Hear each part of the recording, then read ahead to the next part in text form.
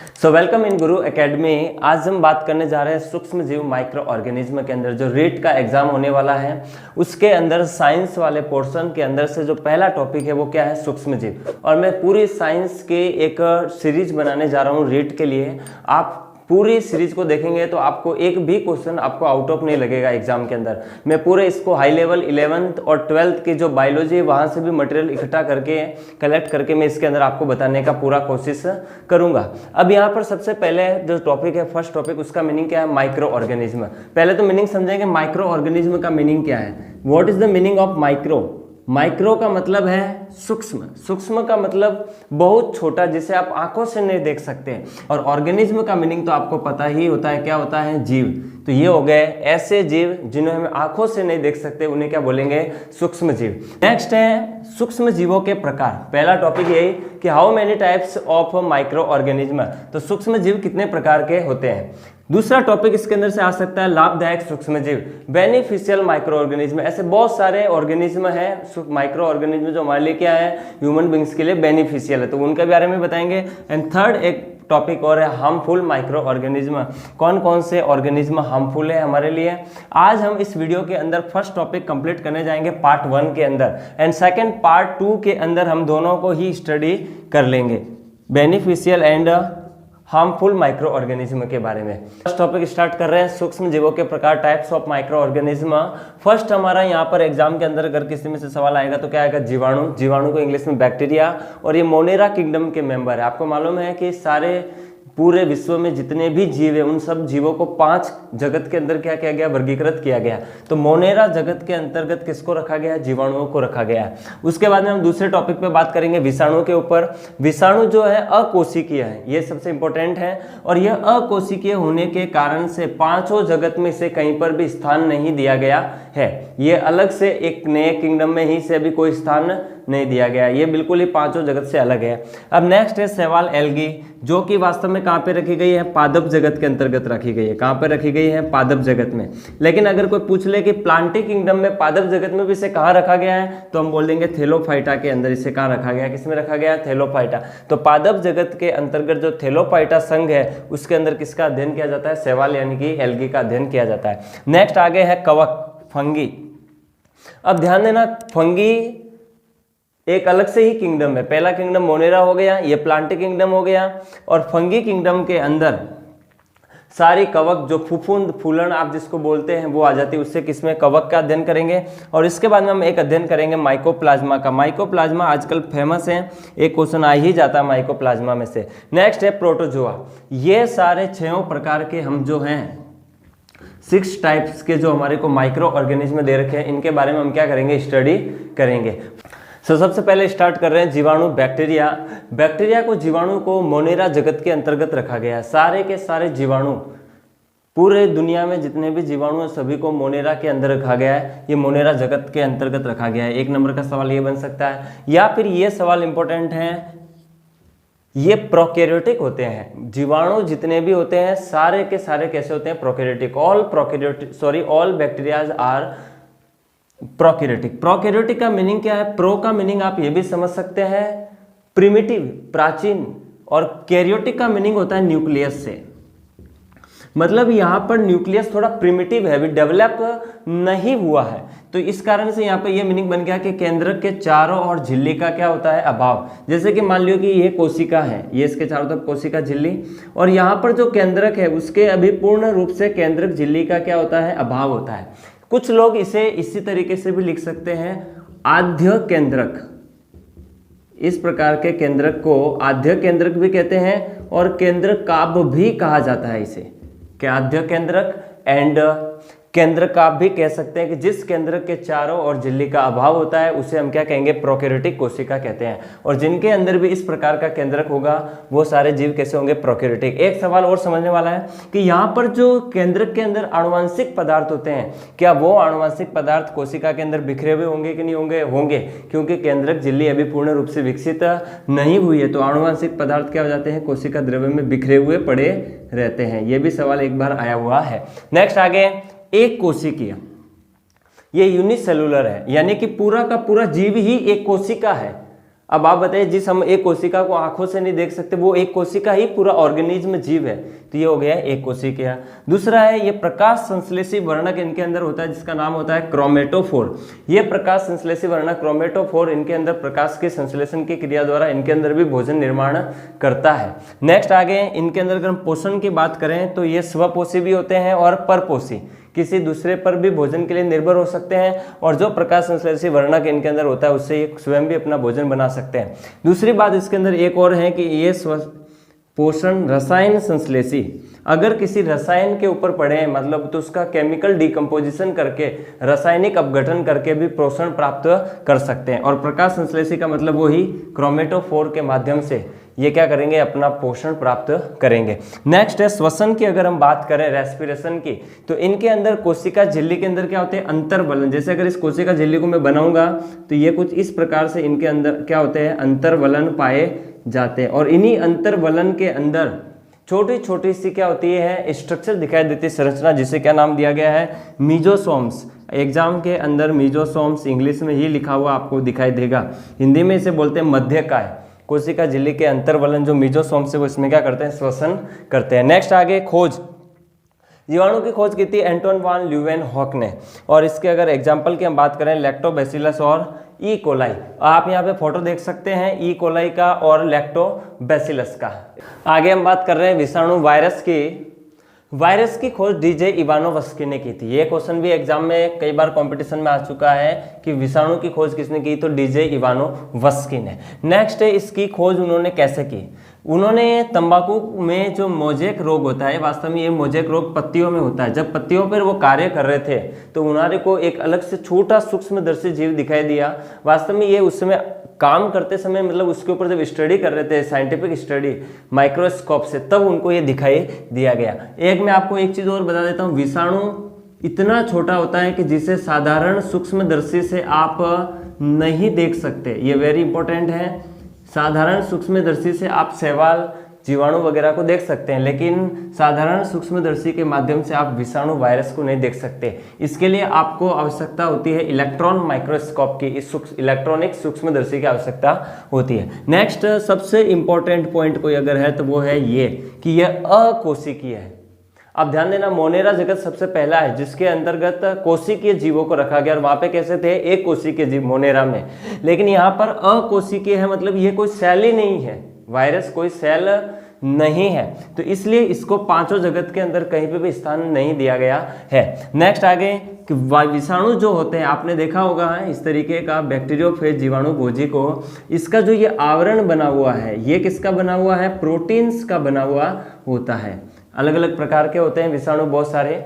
Next आगे protein के आवरण से घिरे होते हैं, और जो ये प्रोटीन का जो आवरण होता है इसे हम बोलते हैं कैप्सिड। क्या बोलते हैं, कैप्सिड। इंपॉर्टेंट है, प्रोटीन के आवरण को क्या बोला जाता है विषाणु के अंदर, कैप्सिड। और बहुत सारे पूरे आवरण को नाम दिया गया कैप्सिड, और एक कैप्सिड भी बहुत सारे कैप्सोमियर से मिलकर के बना हुआ होता है, तो आंसर हो गया कैप्सोमियर।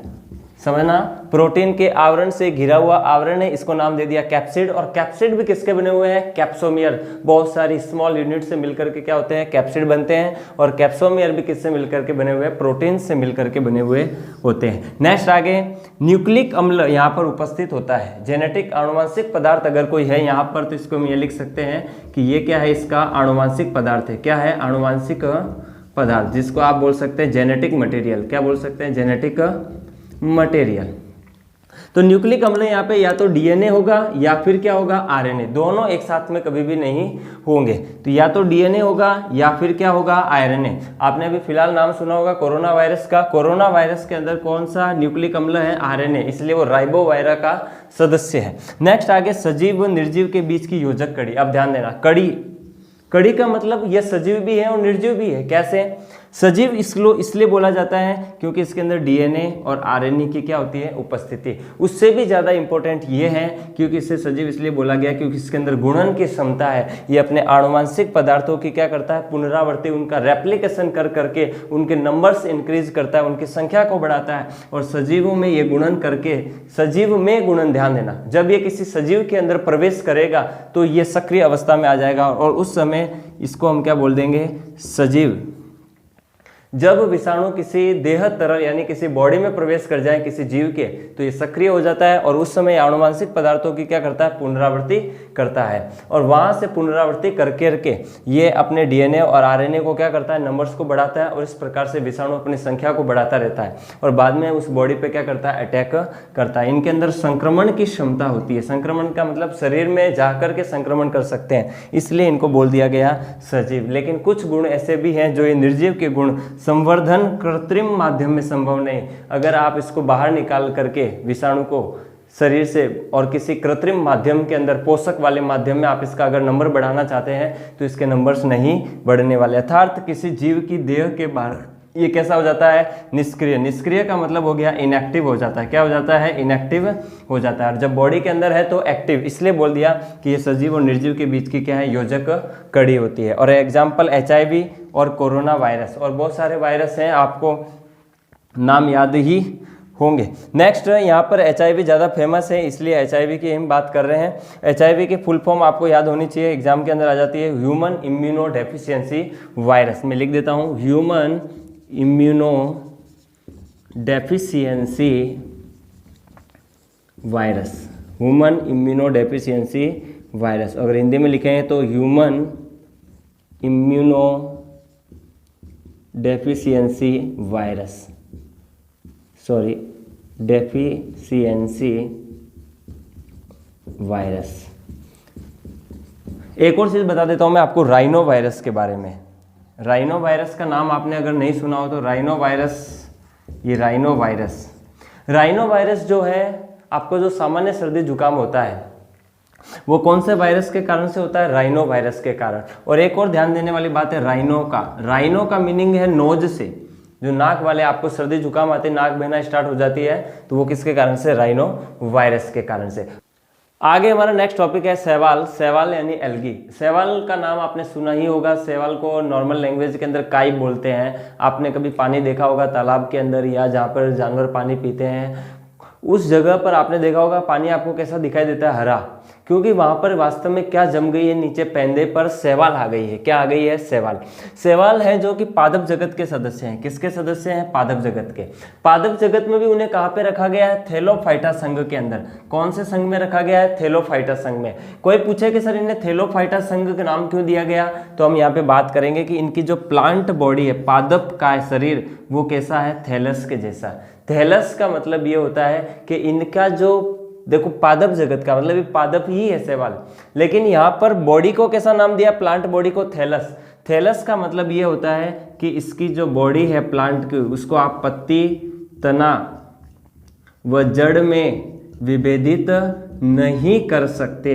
इस कारण से इसका नाम रख दिया गया थैलस, विभेदित नहीं कर सकते। इंपॉर्टेंट ध्यान देना।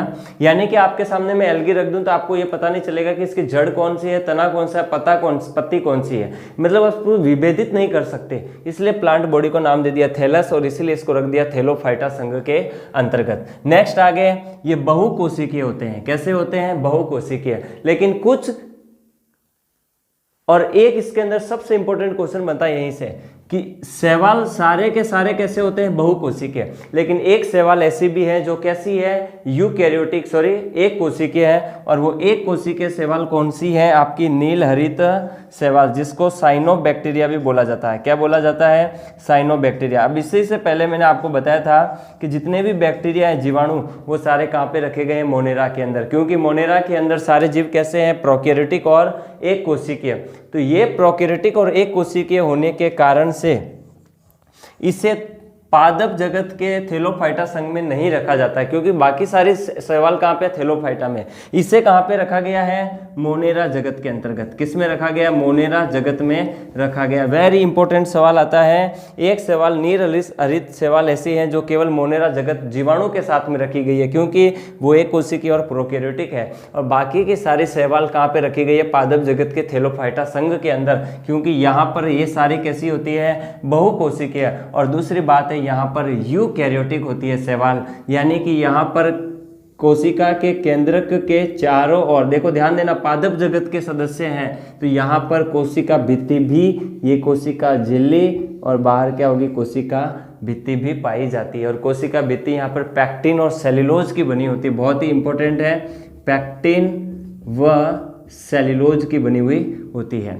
लेकिन यहाँ पर केंद्रक के चारों ओर क्या है, केंद्रक झिल्ली पूर्ण रूप से पाई जाती है, इसलिए बोल दिया इन्हें यूकैरियोटिक। क्या नाम दे दिया, यूकैरियोटिक। नेक्स्ट आगे शैवाल का अध्ययन क्या कहलाता है, शैवाल विज्ञान, और इंग्लिश में कहें तो phycology, study of algae is called phycology. Next important, यहाँ पर हरित लवक भी पाए जाते हैं। पादप जगत के सदस्य हरित लवक होंगे क्लोरोफिल ए, बी, सी और डी, और एक क्लोरोफिल यहाँ पर ई भी पाया जाता है। ये सारे क्लोरोफिल हरित लवक यहाँ पे पांचों पाए जाते हैं। और इसी क्लोरोफिल के कारण से तालाबों और नालों का जो कलर है वो कैसा दिखाई देता है, आपको ग्रीन हरा दिखाई देता है। यहाँ पर दो वर्णक और पिगमेंट और होते हैं, उन पिगमेंट के नाम की बात कर लेते हैं, कैरोटीन और जेंथोफिल। क्योंकि सारे के सारे एल्गी ग्रीन नहीं होते हैं। फियोफाइसी के अंदर हम भूरे शैवाल पढ़ते हैं, रोडोफाइसी के अंदर हम रेड एल्गी लाल शैवाल को पढ़ते हैं। यहाँ पर कैरोटीन और जेंथोफिल वर्णक भी पाए जाते हैं। पोषण की बात करें तो यह स्वपोषी है, क्योंकि प्रकाश संश्लेषण के लिए यहाँ पे हरित लवक है। आगे प्लांट बॉडी कैसी है, थैलस की जैसी, क्यों, पत्ती, तना, जड़ के अंदर इनके शरीर को विभेदित नहीं कर सकते। और लैंगिक अंग की अगर हम बात करें तो यहाँ पर कैसे हैं, अकोशिकीय। एक कोशिकीय होंगे लैंगिक अंग, मतलब जो लैंगिक अंग ऑर्गन होंगे वो कितनी कोशिका के बने होंगे, एक कोशिकीय के, क्योंकि ये पूरे के पारे कैसे होते हैं, बहुकोशिकीय। नेक्स्ट आगे अगर हम अपवाद की बात करें तो ध्यान देने वाली अपवाद की बात यह है, देखेंगे सारे के सारे शैवाल बहुकोशिकीय होते हैं और यूकैरियोटिक होते हैं। सिर्फ एक ऐसे शैवाल हैं जो प्रोकैरियोटिक हैं और एक कोशिकीय हैं, वो कौन सी, मोनेरा जगत के अंदर नीलहरित शैवाल साइनोबैक्टीरिया में वहां रखी गई है। लेकिन एक अपवाद और है कि कुछ शैवाल यूकैरियोटिक तो हैं लेकिन वो एक कोशिकीय भी हैं, लेकिन वो यहीं पर रखी गई हैं, जिसका नाम एक तो है क्लोरेला और क्लेमाइडोमोनास। यह है एक कोशिकीय और कैसी है, यूकैरियोटिक है। ये ध्यान देने वाली बात है। लेकिन हमारे को तो ये ध्यान देना है कि सारे के सारे शैवाल कैसे होते हैं, बहुकोशिकीय और यूकैरियोटिक। जो अपवाद है वो याद कर लो, बाकी के नाम को छोड़ दो। ये पता चल गया नीलहरित शैवाल बैक्टीरिया मोनेरा के साथ में रहेगी, और स्पाइरोगायरा क्लोरेला और क्लेमाइडोमोनास एक कोशिकीय यूकैरियोटिक है। इसके अलावा अगर हम बात करें स्पाइरोगायरा, यूलोथ्रिक्स, कारा, वॉल्वॉक्स और फ्यूकस, और इसके अलावा हम बात करें एक्टोकार्पस और यूग्लिना की, तो ये सारे कैसे हैं, बहुकोशिकीय और यूकैरियोटिक, मतलब सामान्य शैवाल है। सिर्फ क्लोरेला, क्लेमाइडोमोनास जो कि यूकैरियोटिक तो है लेकिन कैसे हैं, एक कोशिकीय। और इसके अलावा एक निम्न वर्ग की जो है शैवाल, वो कौन सी, नीलहरित शैवाल, जिसे हम साइनोबैक्टीरिया बोलते हैं, क्योंकि इसे मोनेरा जगत जीवाणुओं के साथ में रखा गया, क्योंकि ये प्रोकैरियोटिक और कैसी थी, एक कोशिकीय। अगर ये यूकैरियोटिक होती तो शायद इसे इस जगत के अंतर्गत रखा जा सकता था। इस तरीके से ये हुआ शैवाल खत्म। अगला टॉपिक है कवक। कवक फंगी बोलते हैं, इंग्लिश के अंदर फंगस भी बोलते हैं कुछ लोग इसे, तो इसे फंगस या फफूंद भी कहा जाता है। दूसरी बात, ये सर्वव्यापी होते हैं, जल थल जहां पर भी ये पाए जा सकते हैं, जहां पर भी इनको अनुकूलित वातावरण मिलेगा उस स्थान पर पाए जा सकते हैं। दूसरी बात अगर हम बात करें तो ये भी यूकैरियोटिक है, मतलब इनके केंद्रक के चारों ओर केंद्रक झिल्ली क्या है, पूर्ण रूप से विकसित होती है। नेक्स्ट आगे बहुकोशिकीय, मतलब बहुत सारी कोशिकाओं से मिलकर के बने होंगे। लेकिन यहाँ पर एग्जाम में क्वेश्चन अगर कहीं से आता है तो ये है कि सारे के सारे कवक कैसे हैं, बहुकोशिकीय, लेकिन एक अपवाद स्वरूप है हिस्ट कवक, जो ऐसा कवक है जो कैसा होता है, एक कोशिकीय। केवल एक हिस्ट ऐसा कवक है जो कि एक कोशिकीय होता है, क्योंकि ये तंतुमय बना होता है, वास्तव में ये तंतुमय होता है, इसलिए ये कैसा होता है, एक कोशिकीय होता है। और इसका उपयोग खमीर में किया जाता है। खमीर का मतलब आपने देखा होगा खमण वगैरह में, उसका व्यापारिक उत्पादन का मतलब ईस्ट का सबसे ज़्यादा व्यापारिक उत्पादन किया जाता है कृत्रिम माध्यम के अंदर, ताकि ज़्यादा से ज़्यादा क्या किया जा सके, ईस्ट के उत्पादन से व्यापार किया जा सके। नेक्स्ट आगे प्लांट बॉडी ऑफ फंगी। आप देखो सर सोचेंगे प्लांट बॉडी कहाँ से आ गया कवक के अंदर। आप अगर मशरूम के प्लांट को देखोगे तो प्लांट ही है वास्तव में, लेकिन वो क्या है, कवक की भांति व्यवहार कर रहा है, क्योंकि बहुकोशिकीय है और कैसा है, यूकैरियोटिक। और वहां पर सबसे इंपॉर्टेंट है परपोषी के कारण से उसे पोषण के आधार पर क्या कर दिया गया, अलग कर दिया गया, क्योंकि पादप जगत भी बहुकोशिकीय है और यूकैरियोटिक है, लेकिन पोषण के आधार पर ये परपोषी है और पादप जगत स्वपोषी है। अब ध्यान देने वाली ईस्ट कैसा हो गया, एक कोशिकीय, और बाकी के सारे कवक कैसे होंगे, बहुकोशिकीय। अब नेक्स्ट है कि यहाँ पे जो इनकी बॉडी है प्लांट की वो कैसी होगी, तंतुमय फाइब्रस होगी या फिर ब्रांच्ड भी हो सकती है। और जब ये शाखित तंतुमय कवक तंतुओं की वृद्धि होती है तो एक जाल बनता है जिस जाल का नाम होता है कवक जाल। और सवाल कहाँ से आता है, यहाँ से कि माइसीलियम किसके अंदर पाया जाता है, तो आंसर जाता है कवक के अंदर। इंग्लिश के अंदर भी कई बार हिंदी में ऐसे ही क्वेश्चन दिया गया है, हिंदी के पेपर में भी, कि माइसीलियम से आप क्या समझते हैं। तो माइसीलियम का मतलब ये होता है कि जो कवक की बॉडी है वो कैसी है, तंतुमय। और जब कवक तंतुओं की जाल की वृद्धि होती है तो वास्तव में क्या बन जाते हैं, माइसीलियम कवक जाल बनता है। और पोषण कैसा होगा यहाँ पर, परपोषी। कैसा होगा, परपोषी। पहला है मृत जीवी जिनको बोलते हैं सेप्रोफाइटिक। जैसे कोई जीव मर गया या कार्बनिक पदार्थ, जैसे कोई सड़े गले पदार्थ हैं या कार्बनिक पदार्थ है या कोई मृत वस्तु है, उसको सड़ा करके या उसका अवशोषण करके अगर उससे पोषण प्राप्त करें तो ये कैसे हो जाएंगे, मृत जीवी। आपने मशरूम देखा होगा, यहाँ लिख सकते हैं कि सड़े गले व मृत पदार्थों से अगर कोई पोषण प्राप्त करें तो उसे हम क्या बोल देंगे, मशरूम सेप्रोफाइट। क्या बोल देंगे, मशरूम सेप्रोफाइट। और अगर हम बात करें परजीवी की, परजीवी वो होते हैं जो किसी दूसरे जीव पर निर्भर होकर के, जो यानी कि पादप से, या अगर मान लो यही कवक किसी पादप के ऊपर चला जाए वहां से पोषण प्राप्त करें तो परजीवी है, पैरासाइट है। और इसके अलावा अगर ये किसी जंतु के ऊपर रह करके वृद्धि करके पोषण प्राप्त करें तो ये भी क्या हो गया, परजीवी। जैसे आपने देखा होगा गेहूं की जो रोटी होती है, रोटी के ऊपर जो फफूंद आ जाती है, फफूंद, तो वो फफूंद जो है वो फंगस कवक ही है, लेकिन वो उस रोटी मतलब पादप स्रोत हो गया, उससे क्या प्राप्त कर रही है, पोषण। तो ये कैसे हो जाएगी, परजीवी हो जाएगी। यहाँ पर आपको मृतजीवी में एग्जाम्पल याद रखना है, मशरूम। और यहां पर आप एक याद रख सकते हैं, काला कीट रोग।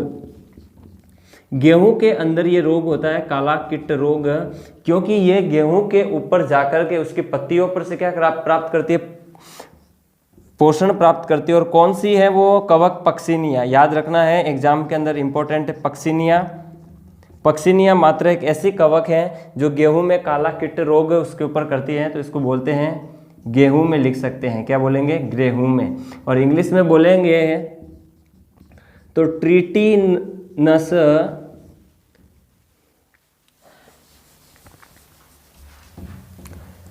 तो ये किस में आपको देखने को मिलेगा, गेहूं में। आगे नेक्स्ट है, लास्ट में कवक सहजीवी भी होते हैं। सहजीवी का मतलब सिम्बायोटिक, सह का मतलब साथ में, किसी के साथ में अगर ये जीवन यापन करें तो कवक कैसे हो जाते हैं, सहजीवी। और आपने देखा होगा कि एक लाइकेन यहाँ पर सबसे गजब का एग्जाम्पल है। और लाइकेन को जब आप देखोगे, जब कवक शैवाल के साथ में अगर संबंध बनाए, किसके लिए, सहजीवन, साथ में रहने के लिए, तो इस प्रकार के संबंध को क्या बोलेंगे, सहजीवी संबंध। और इसे क्या नाम दे दिया गया, लाइकेन। और आपको मालूम है, जब शैवाल और कवक के अंदर एक तो राइजोपस और पाइथीनियम लाइकेन के एग्जाम्पल बहुत ही ज़्यादा फेमस हैं। इसके बाद में बात की गई कवक मूल की। देखो, कवक मतलब यही, कवक मूल का मतलब जड़। जब कवक किसी जड़ के साथ में सहजीवी संबंध बनाए ताकि यह कवक उस जड़ को क्या प्रदान करे, कुछ पोषण प्राप्त करे, नाइट्रोजन स्थिरीकरण के लिए, तो ये बोल दिया कि कवक वहाँ पे क्या आते हैं, काम आते हैं। तो यहाँ पर हम एक दे लिख सकते हैं कि उच्च वर्गीय पादप की जड़ें। उच्च वर्गीय पादप कौन कौन से हो सकते हैं, जिम्नोस्पर्म के जो पादप है उनकी जड़ों के साथ में, तो उच्च वर्गीय जड़ों के साथ में ये क्या करते हैं, सहजीवी संबंध दर्शाते हैं। तो इस प्रकार से कवक के अंदर आपको इंपॉर्टेंट ध्यान देना है, बहुकोशिकीय होते हैं और यूकैरियोटिक। लेकिन यीस्ट ऐसा है जो केवल कैसा होता है, एक कोशिकीय, प्रोकैरियोटिक। यूकैरियोटिक। खमीर में इसका उत्पादन होता है, तंतु में और शाखित इसकी बॉडी होती है। मृतजीवी होती है, मतलब सड़े गले कार्बनिक मृत पदार्थों से क्या प्राप्त करते हैं, पोषण प्राप्त करते हैं। इसके अलावा ये परजीवी होते हैं। परजीवी का मतलब किसी पादप या जंतु पर रहकर अपना पोषण प्राप्त करें तो उसे क्या कहेंगे, परजीवी। तो बोल दिया पादप व जंतु पर रहकर अपना पोषण प्राप्त करते हैं। नेक्स्ट हमारा टॉपिक है माइकोप्लाज्मा। माइकोप्लाज्मा के अंदर सबसे इंपॉर्टेंट अगर कोई क्वेश्चन आता है तो वो सबसे पहला क्वेश्चन ये होता है कि ये सबसे छोटी कोशिका है। एक सवाल तो ये इंपॉर्टेंट है जिसको मैंने यहाँ पे स्टार लगाया है। और एक सवाल यहाँ से अगर कोई आ सकता है तो वो ये है कि ये पादप जगत के क्या होते हैं, जोकर या बहुरूपिया होते हैं। अब नेक्स्ट हम पहले पढ़ेंगे कि इसकी खोज किसने की, माइकोप्लाज्मा की लुईस पास्चर ने की। खोज लुईस पास्चर ने कब की, जब वो प्लूरो निमोनिया रोग के रोग कारक को डिस्कवर कर रहे थे, तो उसी के दौरान पशुओं के अंदर इन्होंने एक नए सूक्ष्म जीव की खोज की और इसका नाम क्या रख दिया गया, माइकोप्लाज्मा। अब नेक्स्ट आगे नाम देखो, प्लूरोनिमोनिया रोग के रोग कारक जो पशुओं में होते हैं उसके खोज करते समय इसका नाम रखा गया, तो इसका नाम रख दिया कि प्रारंभ में इनका नाम PPLO, P फॉर प्लूरो और P फॉर न्यूमोनिया, यहाँ पे P साइलेंट होता है इसलिए न्यूमोनिया, प्लूरोन्यूमोनिया, न्यूमोनिया सही है। अब हमारा नेक्स्ट टॉपिक है माइकोप्लाज्मा। माइकोप्लाज्मा का सबसे छोटी कोशिका या सबसे छोटा अगर कोई जीव है तो वो कौन सा है, माइकोप्लाज्मा। माइकोप्लाज्मा की खोज लुईस पास्चर ने पशुओं के अंदर होने वाले प्लूरोन्यूमोनिया रोग के रोग कारक को खोजते समय की गई। इसी कारण से प्रारंभ में इसका नाम क्या था, PPLO, P for pleuro, P for pneumonia. Pneumonia में P साइलेंट होता है ये वाला, मीनिंग न्यूमोनिया लाइक ऑर्गेनिज्म उसके जैसे, उससे भी छोटे, तो यहाँ नाम लिख दिया प्लूरोन्यूमोनिया जैसे जीवधारियों के रूप में इसकी क्या की गई, पहचान की गई। तो प्रारंभ में इसका नाम था PPLO और सबसे छोटी कोशिका है। आगे नेक्स्ट इंपॉर्टेंट, ये एक कोशिकीय होते हैं। कैसे होते हैं, एक कोशिकीय। और दूसरी बात प्रोकैरियोटिक है, तो इसका मतलब आप ये कह सकते हैं प्रोकैरियोटिक और एक कोशिकीय कहाँ पे, सारे मोनेरा के, तो ये मोनेरा का ही सदस्य माना जाता है।